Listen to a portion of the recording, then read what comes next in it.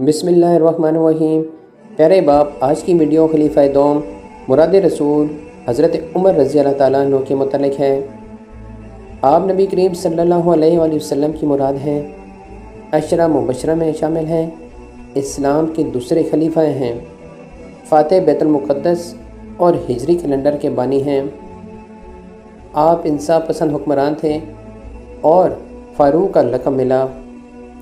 آپ کے تقریباً 10 سالہ دور خلافت 634 سے لے کر 644 میں عراق، ایران، مصر، شام، لیبیا، خراسان، مشرقی اناطولیہ، جنوبی آرمینیا اور سجستان فتح ہو کر مملکت اسلامی میں شامل ہوئے، اور اس طرح 22,51,000 اور 30 مربع میل پر اسلام کا جھنڈا لہرایا گیا۔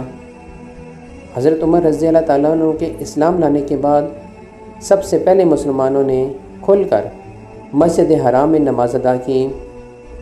حضرت عبداللہ بن مسعود رضی اللہ تعالیٰ عنہ نے کہا کہ حضرت عمر رضی اللہ تعالیٰ عنہ کے اسلام لانے کے بعد پھر ہمیں ہمیشہ عزت حاصل رہی۔ کئی مواقع ایسے ہیں جب حضرت عمر نے کوئی تجویز پیش کی یا بات کی تو اللہ نے اسی بات کی تصدیق میں قرآن آیات نازل فرمائیں۔ آپ نبی کریم صلی اللہ علیہ وآلہ وسلم نے فرمایا، اے ابن خطاب، اس ذات کی قسم جس کے ہاتھ میں میری جان ہے، اگر شیطان تمہیں کسی راستے پر چلتا دیکھتا ہے تو اسے چھوڑ کر وہ کسی دوسرے راستے پر چل پڑتا ہے۔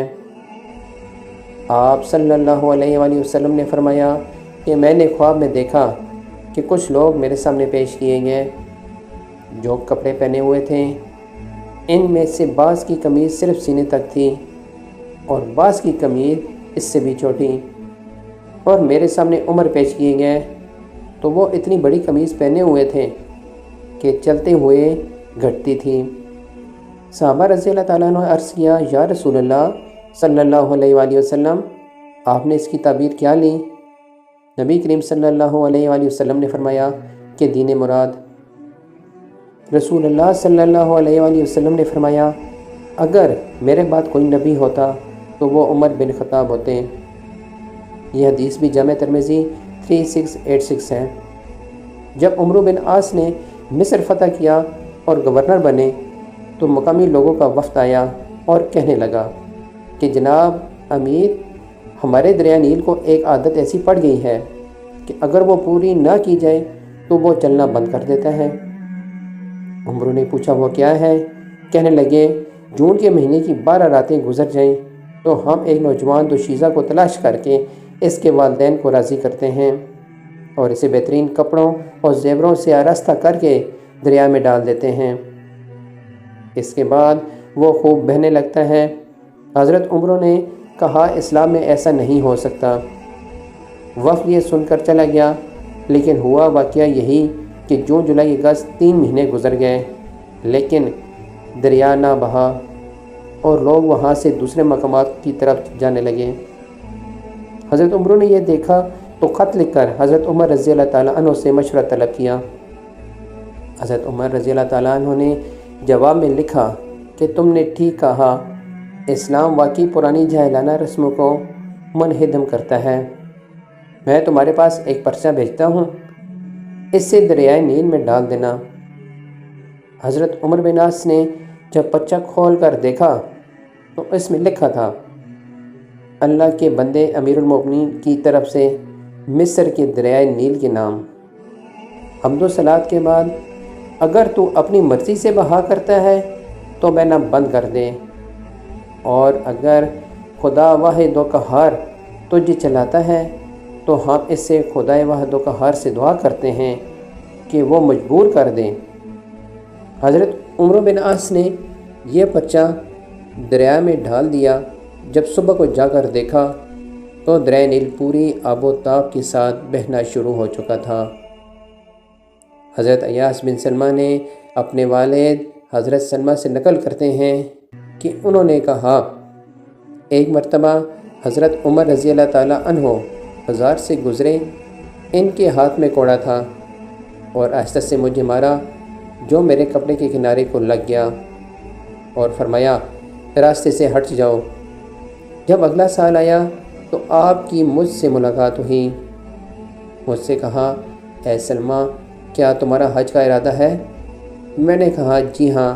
پھر میرا ہاتھ پکڑا اور اپنے گھر لے گئے اور مجھے 600 درہم دیے اور کہا، انہیں اپنے سفر حج میں کام لے آنا، اور یہ اس ہلکے سے کوڑے کے بدلے میں ہیں جو میں نے تم کو مارا تھا۔